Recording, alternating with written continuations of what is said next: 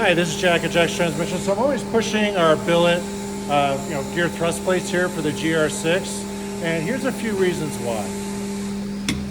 So everyone else copied the flawed OEM design where this is too loose. There's too much clearance in here, and in order to compensate for that, you have to use shims to set the correct preload for the bearing that rides in this housing. And the problem with using a shim is there's a lot of thrust pressure in here, so the shim can become distorted like this one, or because the bearing does float in here, the shim could just completely disintegrate. So shims are a bad idea. We've added more material here due to years of experience. We know exactly how much material needs to be in here, what's the common size.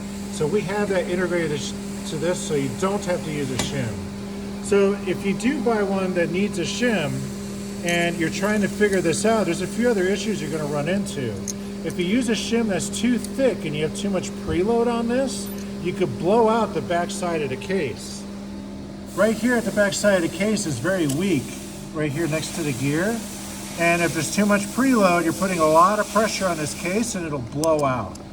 And then on the flip side, if you have too much clearance in here, use a shim that's too thin, the shaft is going to wander this way, out this way. And if that happens, your sixth gear here, like this PPG6, is going to wander directly into the case and chew into the case that way. So if you're too loose, you cause damage. If you're too tight, you cause damage. You have to be absolutely perfect every time. And what we've done is we completely eliminated that stress. You install this plate and go. We have it all figured out for you.